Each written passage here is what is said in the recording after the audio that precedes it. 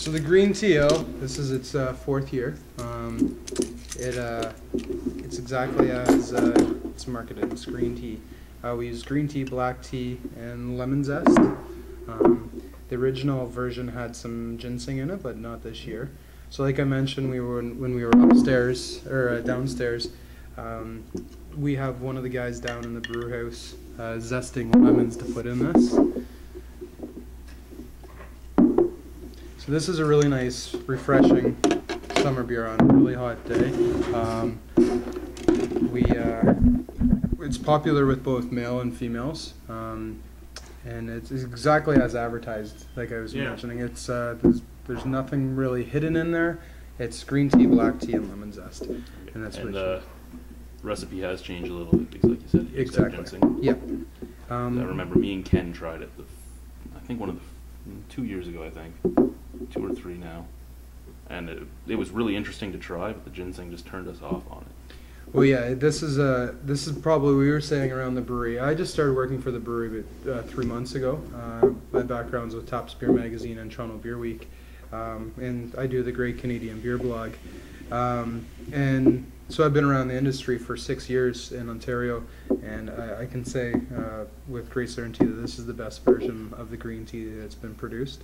And again, we did a barbecue here in May, our annual charity barbecue. Really nice hot day. This beer is so refreshing on a really hot day, and it is what it is. Mm-hmm.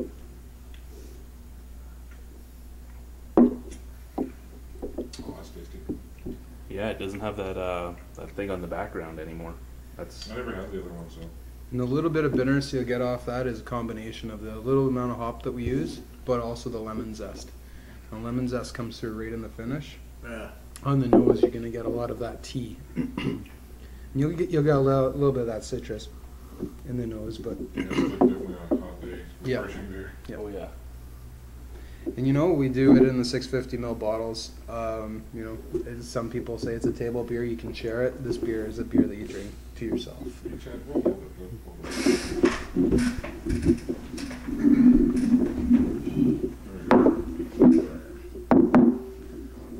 Yeah, it's nice and light. Yeah, very refreshing. See drinking in a time of that fairly fast, especially on a hot day. And it gives off all those tea flavors very nicely too. It's not overpowering. It's not overly bitter either. Yeah, it's got a nice. It's very balanced in all the ingredients that are used to produce it. No one is predominant over the other, but when you put them together, they create this nice harmony of flavor. And at 4.2%, it's a nice light beer. I really like the smell of it. I really enjoy the smell. It's got a great aroma. It's really fantastic. Yeah, I think just taking the ginseng out just made it. Yeah, I didn't have it with the ginseng, so, but I will take your word for it, as you know more than me. Oh, that's great now. I mean, I didn't even realize the recipe changed, and if I had, I would have picked up a few bottles last time I passed it. Yeah, it's so it's still available at the LCBO, and will be for the next month or so. And then we'll have some orange peel ale that comes back out. Right now, we've sold out of the orange peel ale, which happens every spring, summer. It's a very popular seasonal product for us. And these guys, green tea and the orange peel, play off each other. So when one runs out and we have the other coming back onto the market, it's really, we always have that seasonal product in the LCBO. So they're big hits. Like I mentioned, both male and females really enjoy this beer. Some breweries tend to do different beers like this, aimed directly for the female market. And our response to that, when people ask us, did you guys brew this for females, we say no, we brew beer that we want to drink. We brew beer that people want to drink. It doesn't matter male or female. So this beer here is we're really proud of it. Yeah, well, We're good. I really enjoyed it. I really do enjoy this, and like I said in the email I sent you, we don't always really like this stuff, but it's always great to try it because you guys are one of the more inventive and playful of the breweries. We're a very progressive brewery in terms of experimenting with new styles and new flavors, new ingredients. And we have tweaked all the core brands and all the seasonals over time. Every brewery that you'll go to, they once they find that where they get that good balance in flavor, they tend to stick with it, and that's what we strive to do with each beer. So our Crazy Canuck has changed in terms of hops that we've used since the first time it's been brewed. Now it's on a consistent playing field or level. We continue to use the same recipe over and over. So, and that's what you want. You want a brewery that can produce really good, flavorful beers on a consistent basis. And we're really proud to say that all of our beers have got to that point where we're really happy with each and every one of them. This is my personal favorite regular beer that we produce at the brewery. And even before I was working here, this was my go-to beer. You know, the term session beer normally applies to a beer under 4.5. This comes in at 5.2%, but it's one of those beers that's a very light-bodied. It's got a great aroma. It's got a nice hop bitterness. It's got a big mouthfeel in it, but then it kind of just fades and leaves you wanting another drink, which is what I like in a beer. So this one here. Session with Imperial Stouts. Yeah. So this beer here, I'll grab your glass. The Canuck in 2010 and 11 won a gold medal back-to-back at the Canadian Brewing Awards. And this year, the 2012, it won a silver. So we produced it for 3 years, and we've won 3 medals, 2 golds and a silver for this beer. At the Ontario Brewing Awards, we won a silver again this year. So the brewery's very happy with this product. Yeah, for sure. So again, so the body is a little lighter than you would traditionally find in a pale ale in Ontario. This is a West Coast pale ale, a little on the side of an American pale ale, and the focus is really on the hops that we use here. There's no Cascade. There's Centennial, Chinook, and Simcoe in this product, and so you should get a nice citrusy aroma off it. Some mango, some grapefruit, and you should get a little bit of pine right in the very back. And same on the mouth, on the palate, you should be picking up those flavors with a very soft, bready, malty component to it. But the hops are the star of the show in this beer.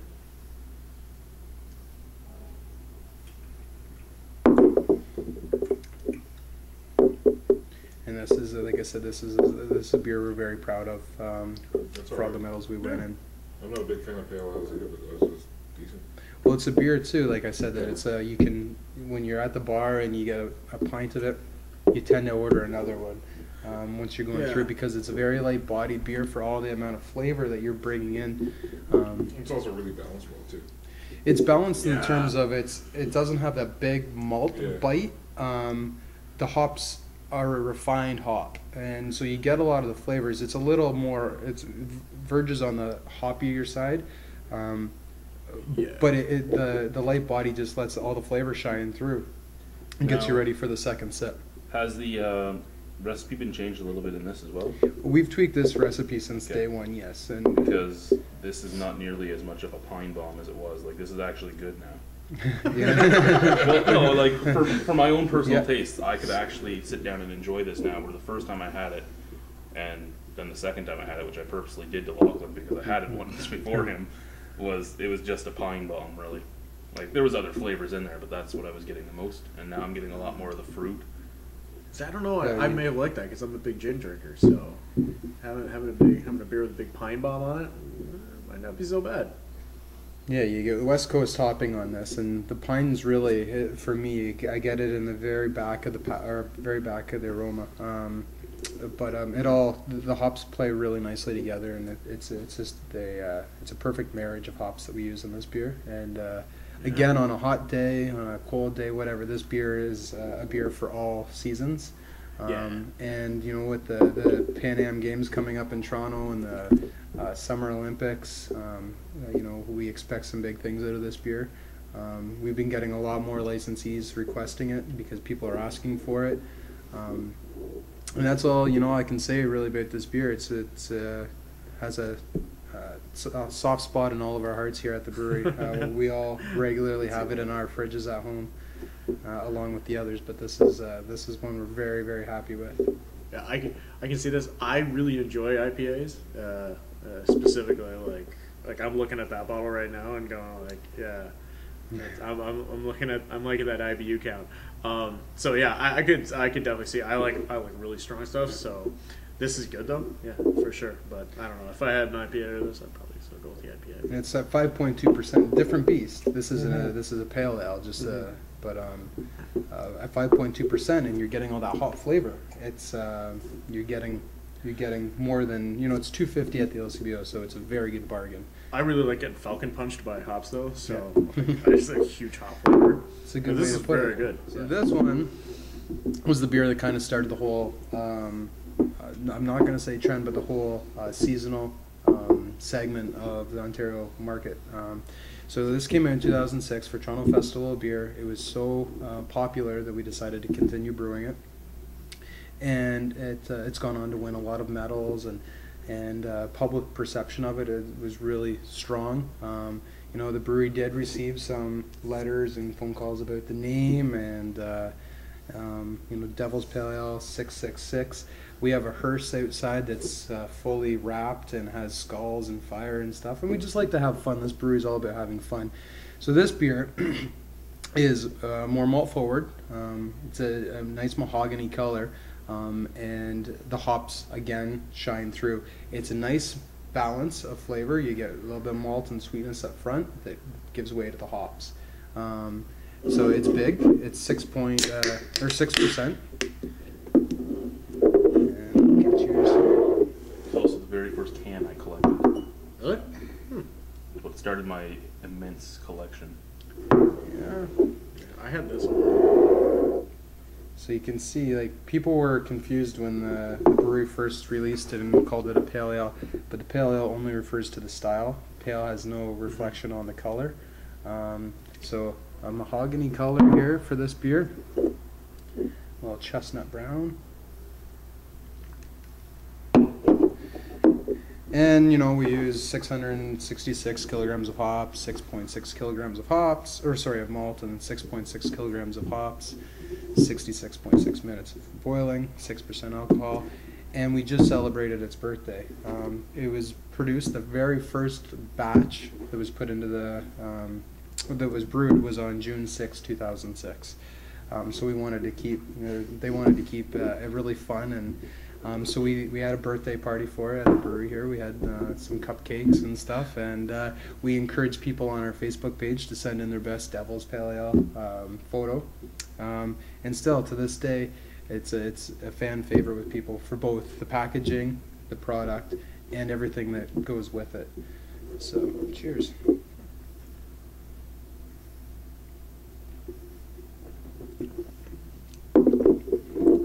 So you see how you kind of get the malt up front, a little bit of sweetness, and in the very back, the hops will start to shine through. And we use West Coast hops in this one as well too. So I'm more of a malt guy. Yeah. So you're liking this? Yeah, this was the first pale ale I really enjoyed just because of the amount of malt in it. And it's not English anymore. When it first came out, it tended to be a little bit on the English side in terms of hops. Now it's West Coast hops, and I think more people are appreciating the balance that we've put into it.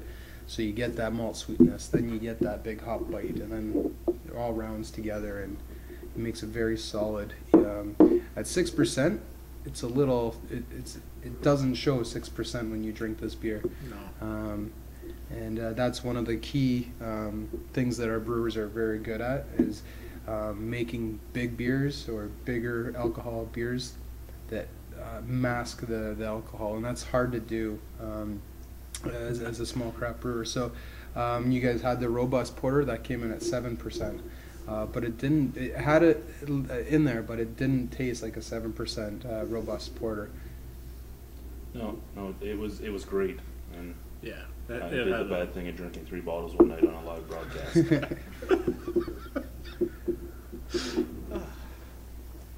I sat down and drank one, and I drank it right out of the fridge. and so I bought it, and it was great because the longer I drank it, the more it got, the better it got. And as it goes, I'm just like, oh, this is fantastic. And like, yeah, I'm either really getting really drunk really fast, or this is just great. And it was fantastic. I would absolutely buy that again. With beers like that, as they warm, more flavors will shine through. The colder it is, the more masks. So with these beers, we like to say, drink them out of the fridge. The green tea, you want it cold. A robust porter, you'd pull it out of the fridge, let it sit there for a bit. So we have some interesting things coming up. We have our No Chance with Miranda Saison, which won a gold medal at the Canadian Brewing Awards in 2011. Very, very good Saison, in my opinion, and the whole brewery's opinion. It's fantastic, and it's going to show people in Ontario what a really good Saison is all about. And we're going to have that available, LCBOs, licensees, in the retail store, and that's going to be part of our 25th anniversary series of beers. So that'll be coming out this summer. And then in the fall, we're going to have a Marzen, and that's going to be packaged again and in the LCBO. And then we'll have a special something or other that I might have mentioned earlier on downstairs that we'll be releasing in the winter. That's going to be one of the first of its kind on a widespread LCBO in Ontario. So it's going to be a fantastic year for Great Lakes, and we're all looking forward to seeing people's reactions, hearing people's reactions, and engaging with the community and craft beer drinkers to see what they think of all these new beers that we're releasing. And so far, the response has been nothing but tremendously positive, which is what we want to hear. I got sold on the porter as soon as I drank the porter. I was like, yeah, that's fantastic. You guys are making stuff like that. Like, I saw Lake Effect IPA. I'm like, oh. Miami Vice we really enjoyed too, so we made quite a bit of fun of the name. And I mean, that's the other thing, that this brewery comes up with some of the best names I've seen too. Well, you know what, we started that part of the market too in Ontario, because you think of the Ontario beer industry over the last 25 years, and it's been names like Pale Ale or Bock, and now you're seeing a lot of breweries come up with some clever names. Flying Monkeys has started to come out with some new things. Our Mike Lackey got a lot of inspiration from the U.S. market, obviously, which is, they're doing some amazing things in America. And so beers like Armadillo, My Bitter Wife, No Chance with Miranda, No Pants with Miranda, you name it, he'll think of something fun. Robo Hop, and Scurlius. It really helps and Harry Porter, our Harry Porter series of beers, Harry Porter and the bourbon soaked vanilla beans, Harry Porter and the fancy bottle of maple syrup. Those beers really speak to people. People do that sort of reaction, and then they say, I gotta try it. That's nice. It's nice. Marketing in Ontario beer has always been there, but you're seeing more people put a little bit more effort into it.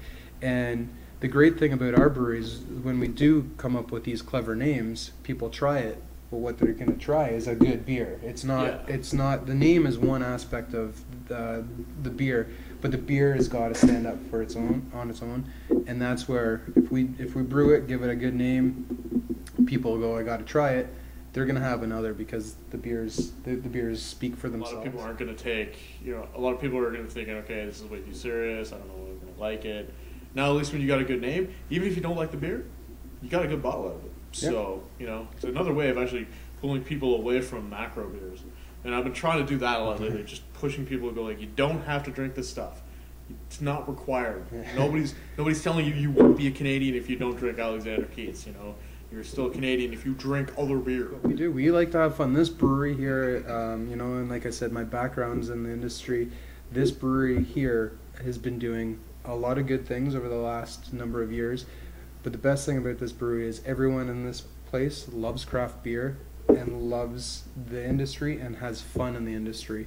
We run it like a business, but at the end of the day, it's all about the beer industry. And that's why people enjoy our products. That's why people like the brewery itself. And I think we get that message out there to individuals. And, we'll go down to London. We were in Guelph last week and threw a big party at the Woolwich Arrow. we're not flashy, but we like to have fun. So, Yeah. and then we do good beers. So you put the two together, and it's a great place to work. It's a great place to have people come and visit. And it's nice when you actually get exposed to something like that, because the majority of the times when you go to a bar or something like that, you're not finding anything even remotely close to this, and you're going to a bar and you're just getting like generic crap, right? And you're like, oh, this is a good beer because I paid $5.75 for it because it's an import. You know, not like, oh, this is actually a good beer. You know, that That's the idea difference between our market and the market up here is, up here you're going to find a lot of just craft bars, and bars that are very craft friendly. There's like 3 of them in the Niagara region that are. And that's slowly going to change. Slowly, but it will change. You know, the craft brewing industry has grown leaps and bounds over the last 5 years here in Ontario. And with new places opening all the time, people are asking, people are requesting new beers, and owners of new bars and restaurants are seeing this because they have to put a lot of research and work into opening a new place, and we're only going to see it proliferate even more. The more restaurants open, the more bars open. Sure, we're still going to see the macros and all that stuff, but we're going to start seeing a lot more of the micros expanding, like Steam Whistle and Mill Street, how they've grown over the last number of years. And you're going to see breweries like ours and Bose start moving out into new territories. We're now in Guelph and London. We do have some spots in Niagara-on-the-Lake, St. Catharines that have our beers, and in Hamilton. Mikado's got the red leaf. I think so. Yeah, Mikado's is red leaf. Yeah. So it's a very exciting time to be working in the industry. A very exciting time for the drinkers out there, because you're going to start seeing more styles out there. I'd like to have better beer. You know, I can actually go. It's not just funny, like, though. here's your Stella. Do, and my recommendation to do, and just not about Great Lakes, but ask your local LCBO about getting products in. The more they hear from consumers, the more likely they'll pick up the phone and call to say, hey, do you have any orange peel? Do you have any of that crazy Canuck? We want to start carrying it. And word of mouth in this industry, in the craft brewing industry, is huge. It doesn't matter if you're a licensee, a consumer, a retailer, or a brewery. Word of mouth in this industry is what we have. Grassroots level is what we have. Better leg up than the big guys, and that's what really helps sell product. If some LCBO store manager starts hearing about a particular beer from a particular brewery from a person that keeps going to their store and saying, I will buy a case of this or whatever, better chances the LCBO will bring it in. So, do you guys want to finish these off? Sure. Yeah, why not? I want to finish off. Who wants the Devils? Yeah. Canuck? Who wants to? Green tea. Green tea. Here, you want the You want Devils or the to Canucks? cut that? We'll start her up again.